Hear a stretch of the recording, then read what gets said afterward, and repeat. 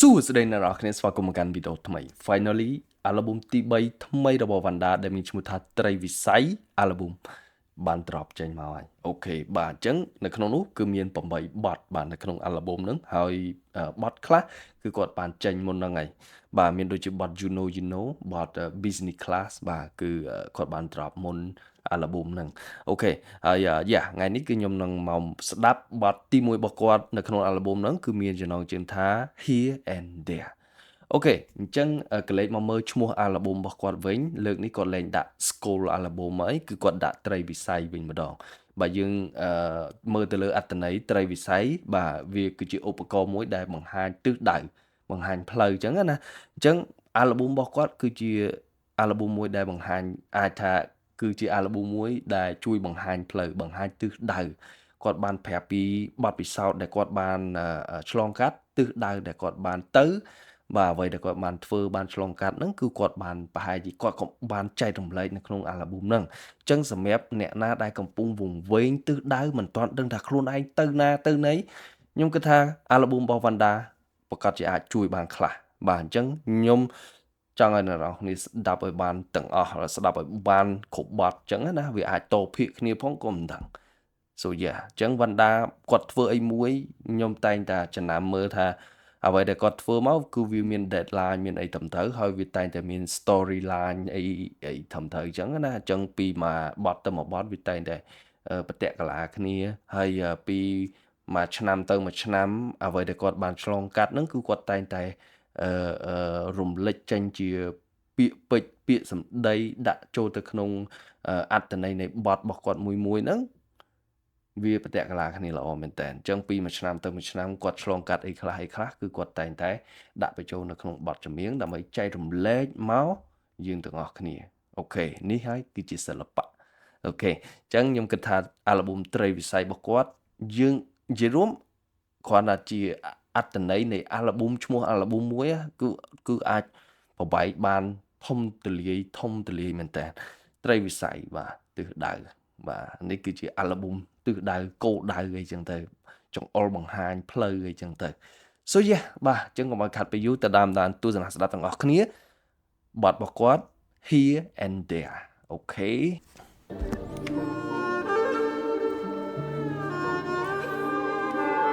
ត្រីវិស័យអាល់ប៊ុម Last night កើតពីនេះពីនោះ I said Last night កើតពីនេះពីនោះ Last night កើតពីនេះពីនោះ I said Last night កើតពីនេះពីនោះ អូខេបាទគាត់បានប្រាប់យើងថាយប់ជ្រៅហើយគាត់នៅតែមិនទាន់គេងទៀតបាទនៅតែគិតពីនេះពីនោះបាទគាត់មានរឿងច្រើនដែលទៅគិតចឹងណាបាទអូខេ Late night បាទយប់ជ្រៅហើយគាត់នៅតែមិនទាន់គេងទៀតបាទខួរក្បាលគាត់នៅតែវល់គិតពីនេះពីនោះចឹងតែអូខេតោះកើតពីនេះពីនោះ I said Last night កើតពីនេះពីនោះ Last night កើតពីនេះពីនោះ I said Last night កើតពីនេះពីនោះ Last night អង្គុយស្ដាប់ចម្រៀងដែលខ្ញុំតែងខ្វល់ខ្វាយពីជីវិតរបស់ខ្ញុំណែ All night ដោយវិញ្ញាណហៅកាត់ផ្សាយ I'm so sick and tired លេងខ្លួនឯងដូចតួកំ pl ែងកើតពីនេះកើតពីនោះរឿងដែលហួសដោយមិនហួសរត់ជំវិញខួរក្បាលបាទអ្នកនរគ្នាបាទគឺគាត់ថាគាត់គិតពេកបាទគិតពេកគិតពីនេះគិតពីនោះចឹងទៅរឿងដែលហួសហើយតែដូចជាមិនហួសចឹងនៅតែគិតនៅតែរត់ជុំវិញខួរក្បាលរបស់គាត់ចឹងបាទអូហូបាទអូខេតទៀត I got some bone for this shit chop Louis with this shit maybe in love with this shit បាទអ្នកនរគ្នាគាត់ថាគាត់ប្រហែលជាគាត់កើតមកគឺដើម្បីតែរឿងហ្នឹងហើយដើម្បីតែគិតហ្នឹងអញ្ចឹង I guess I'm born for this shit បាទគឺគាត់ចង់និយាយថាប្រហែលជាខ្ញុំកើតមកគឺដើម្បីតែរឿងហ្នឹងដើម្បីតែគិតច្រើនអញ្ចឹងបាទអូខេហើយជាប់ loop with the shit គេថាជាប់គិតអញ្ចឹងទៅវិញទៅមកគឺវានៅតែអ្វីដែលគាត់គិតហ្នឹងគឺវាទៅវិញទៅមកអញ្ចឹងណាជាប់ loop អូខេ This shit maybe in love with this shit maybe in love with this បាទហើយជាគាត់ស្រឡាញ់នឹងអាការគិតនឹងចូលចិត្តការគិតចូលចិត្តចេះតែគិតហាមគាត់ខ្លួនឯងវាមិនបានអញ្ចឹងណាគិតពីនេះគិតពីនោះអញ្ចឹងទៅអូខេតោះអ្នកនឹងស្គាល់លំបាកនៅពេលជីវិតអ្នក hit hard ព្រោះតែការសស្រាក់សស្រាំមិនចង់ខាតល្បីជីវិតច្រើនដំណាក់អ្នកអាចនឹងផងបើសិនមិនឆ្លាតឈ្មោះអ្នកនឹងស្អុយដោយសារ បាទអ្នកនរគ្នាគឺដើម្បីតែលុយកាក់គឺយើងសស្រៈសស្រាំយើងផឹងប្រែងយើងបាទអ្នកនឹងស្គាល់លំបាកនៅពេលជីវិតអ្នក hit hard បាទនៅពេលដែលជីវិតយើងវារៀងឡើងពេលនិយាយរួមពេលលំបាកក៏ដោយពេលដែលយើងប្រឹងតោងឡើងក៏ដោយយើងប្រឹងរកគោលដៅយើងប្រឹងដើម្បីឲ្យខ្លួនឯងជោគជ័យគឺវាតែងតែមានការលំបាកហើយមនុស្សតើតែអត់ធ្វើអីសោះអាហ្នឹងបានវាអត់លំបាកបាទនៅតែផ្ទះដេកស៊ីបាទដេកចាំដាំចេកអញ្ចឹងទៅអាហ្នឹងបានវាអត់មានលំបាកអញ្ចឹងមនុស្សអ្នកដែលគេចង់មានចង់បានណាគឺតែងតែគិតនេះគិតនោះធ្វើនេះធ្វើនោះហើយអត់ស្រួលទេនេះហើយជីវិតបាទតោះ hit hard ព្រោះតែលុយកាក់សស្រាក់សស្រាំមិនចង់ នេះព្រោះតែលុយកាក់សស្រៈសស្រាមមិនចង់ខាតអូហូយបាទឃើញ lyric នេះគឺឃើញខ្លួនឯង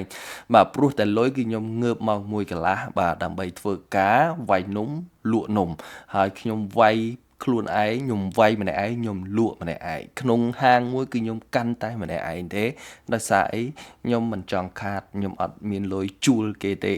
បាទខ្ញុំធ្វើខ្លួនឯងគឺអត់មានត្រូវភេណាគេទេភេអ្នកធ្វើការទេអហូយបាទ lyric មក clear នេះចាក់ដោតមែនតើតោះតទៀត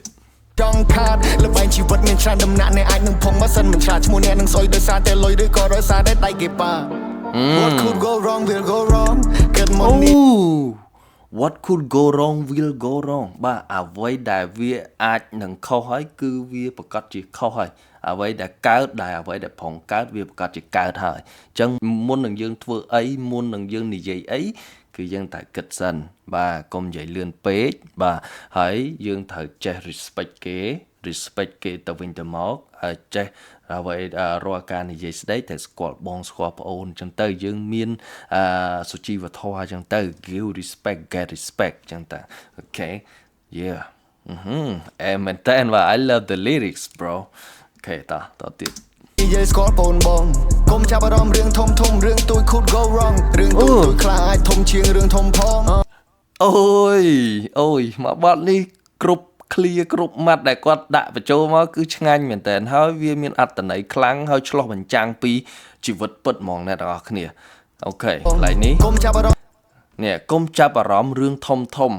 គាត់ថារឿងតូចខ្លះក៏អាច make you go wrong ដែរក៏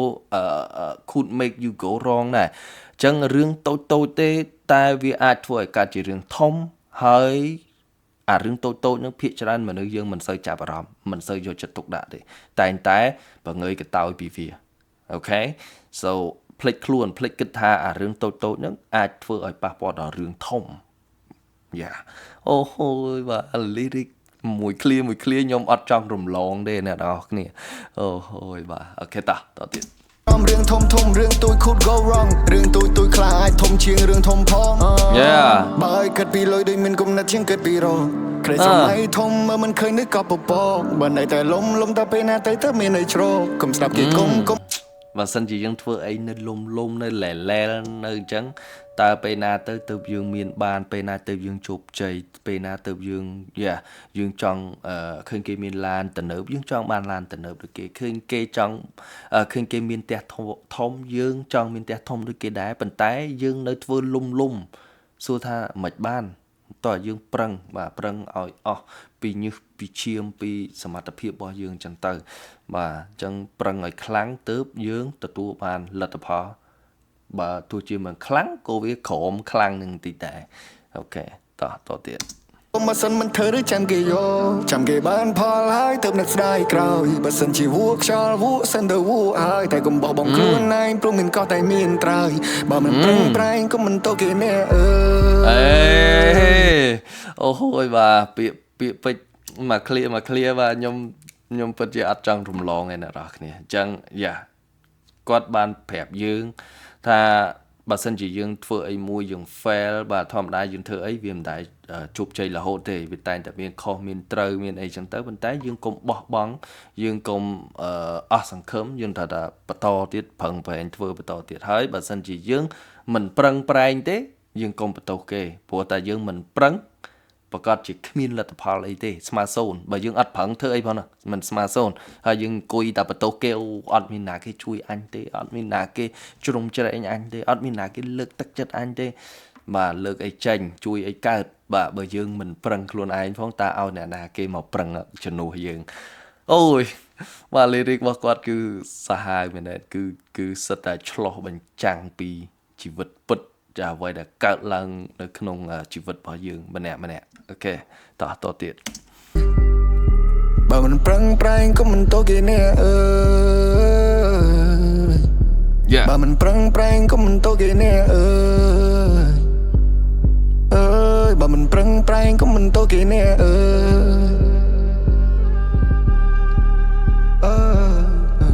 Last night เกิดเป็นนี่เป็นโน I said Last night เกิดเป็นนี่เป็นโน Last night เกิดเป็นนี่เป็นโน I said Last night เกิดเป็นนี่เป็นโน Last night เกิดเป็นนี่เป็นโน I said Last night เกิดเป็นนี่เป็นโน Last night เกิดเป็นนี่เป็นโน I said Last night เกิดเป็นนี่เป็นโน មានមួយមិនស្កប់មាន10មិនស្គាល់ my homie របស់នៅប្រើប្រាស់បានរុះរើឲ្យខ្លាចជាធូលី Tell me why always looking for fake របស់នេះស្អាតទេតើចង់បោះចោលយ៉ាងនោះអូយបាទអ្នកនរគ្នាកន្លែងនេះគឺគាត់ដូចហាក់ដូចជាចង់ប្រាប់យើងថាឲ្យយើងចេះសំចៃរបស់ណាដែលយើងអាចនៅប្រើបានយើងប្រើសិនទៅបើវាខូចតិចតួចអីយើងជួសជុលទៅកុំបោះចោលវាកុំកំតិចវាចោលព្រោះអីវាខាតទាំងស្រុងយើងត្រូវទិញថ្មីចំណាយលុយមកទិញថ្មី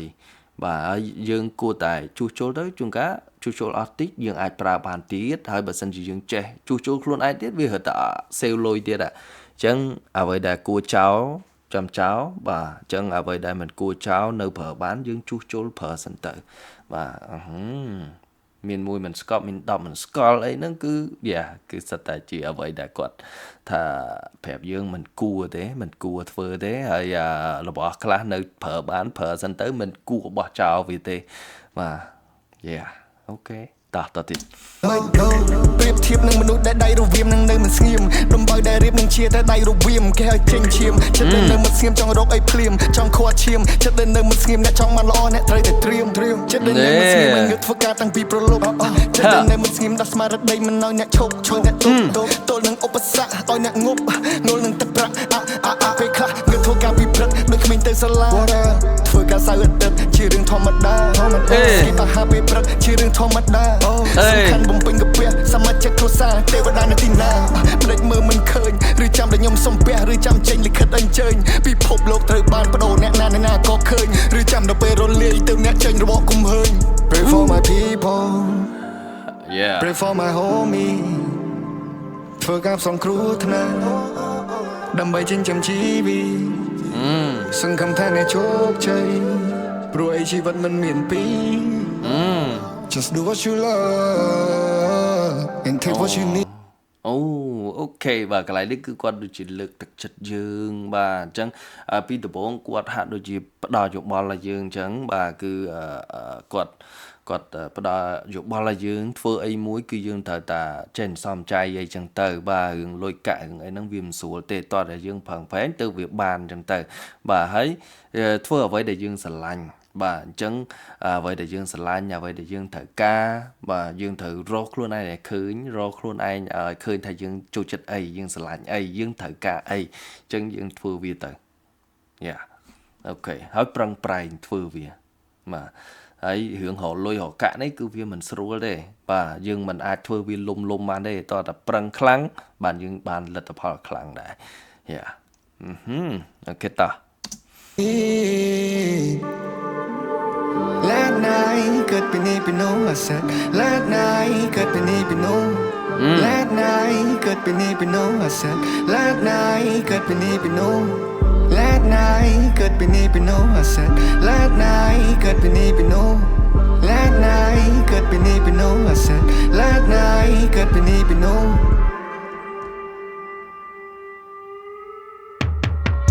ខ្ញុំនៅដល់ប្រទៀតហើយ smoking អត់ធូរស្បើយ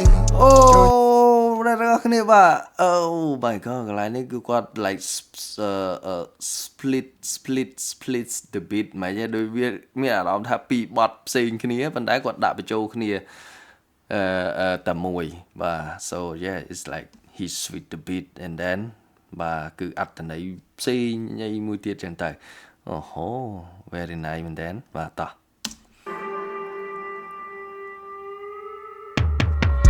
ខ្ញុំនៅដល់ព្រឹកទៀតហើយ smoking អត់ធូរស្បើយចូលតែ question myself សំណួរដែលគ្មានចម្លើយខ្ញុំនៅដល់ព្រឹកទៀតហើយ smoking អត់ធូរស្បើយចូល អូខេអ្នកនរគ្នាគឺសាច់រឿងវាតគ្នាគាត់នៅដល់ព្រឹកទៀតហើយខ្ញុំនៅដល់ព្រឹកទៀតហើយដោយសារតែអីមុនហ្នឹងគឺគាត់នៅ late night គាត់គិតពីនេះពីនោះគាត់គេងមិនលក់អញ្ចឹងគាត់នៅរហូតដល់ព្រឹកឯណាហើយគាត់មានសំណួរសួរខ្លួនឯងអាសួរខ្លួនឯងសួរហើយអត់មានចម្លើយទេគាត់នៅគិតវល់ហ្នឹងដែរអូបាទអូខេតទៀត question myself សំណួរដែលគ្មានចម្លើយខ្ញុំនៅដល់ព្រឹកទៀតហើយ smoking អត់ធូរស្បើយquestion myself សំណួរដែលគ្មានចម្លើយខ្ញុំនៅដល់ព្រឹកទៀតហើយ smoking អត់ធូរស្បើយពេលខ្លះរឿងក្នុងចិត្តវាដាច់ បាទនៅដល់ព្រឹកទៀតហើយគាត់គេងអត់លក់គាត់គិតពីនេះពីនោះគាត់ smoke ឲ្យធូរស្បើយបាទអូខេអ្នកជក់បរិយតែងតែនិយាយពាក្យហ្នឹងអញ្ចឹងណាគឺនៅពេលដែលជក់ទៅធ្វើអារម្មណ៍គាត់ធូរគាត់គិតចេញគាត់គិតបានច្រើនគាត់គិតបានលឿនគាត់គិតចេញរកដំណោះស្រាយឃើញអីចឹងទៅ so yeah អាហ្នឹងសម្រាប់អ្នកជក់បរិយវិញខ្ញុំលឺច្រើនដែរហេតុផលហ្នឹងបាទប៉ុន្តែសម្រាប់ខ្ញុំអត់ដឹងទេដោយសារខ្ញុំអត់ចូលចិត្តខ្ញុំអត់ចេះជក់អូខេតោះអាហ្នឹងយើងកុំខ្វល់រឿងរបស់គាត់អូខេតោះ ខ្ញុំនៅដល់ព្រឹកទៀតហើយ smoking អត់ធូរស្បើយពេលខ្លះរឿងក្នុងចិត្តវាអាចនិយាយបាន you know ask me how I feel ខ្ញុំតែនិយាយថា all good ប្រឈមមុខរឿងបែបណាកុំឲ្យតែជីវិត robot រូបតែមានទុកមានសុខឡើងចោលរហូតចាយពេលវេលាលើកើតច្រើនពេកខួរក្បាលចង់ខូអារម្មណ៍មួយនេះវវីខួរក្បាលរាល់ថ្ងៃនេះកិនលើនាទីលេចបានគ្រប់រឿងដូចធាតុគីមីធ្វើបាបខ្លួនឯងណាកើតមកជាតិនេះគិតហើយចិត្តក៏ចិត្តរឿងពិតគឺគ្មានអាចកំបាំងឃើញនឹងភ្នែកតែនៅរារែកគិតពេកតតែខ្សោយកម្លាំងតើបញ្ហាគឺជារឿងអ្នកណារឿងខ្លួនឯងមិនហ៊ាននឹងច្បាំងអ្នកណាក៏មានបញ្ហាតោះត្រង់ថាតើអ្នកណាដែលខ្លាំងគ្រួសារស្នេហាការងារ I've been through all the pain រឿងចាស់រឿងថ្មីមិនទាន់ clear here we go again គ្រួសារស្នេហាការងារ I've been through all the pain រឿងចាស់រឿងថ្មីមិនទាន់ clear here we go again ខ្ញុំនៅដល់ព្រឹកទៀតហើយ smoking អត់ធូរស្បើយចូលចិត្ត question myself សំណួរដែលគ្មានចម្លើយខ្ញុំនៅដល់ព្រឹកទៀតហើយ smoking អត់ធូរស្បើយ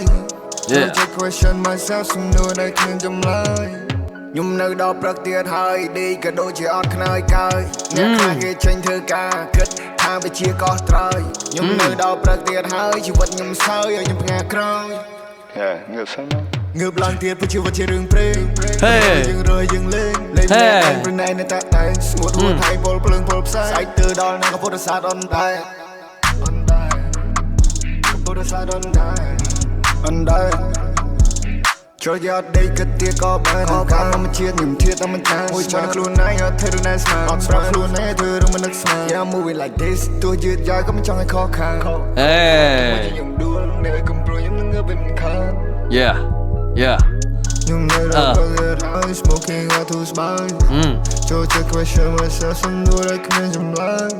ខ្ញុំនៅដល់ព្រឹកទៀតហើយ smoking អត់ធូរស្បើយចូលចិត្ត question myself សំណួរដែលអូខេអ្នកនរគ្នាអាមុនហ្នឹងគាត់ថា smoking ឲ្យធូរស្បើយដល់ពេលគិតវានៅតែអត់ចេញបាទ smoking អត់ធូរស្បើយ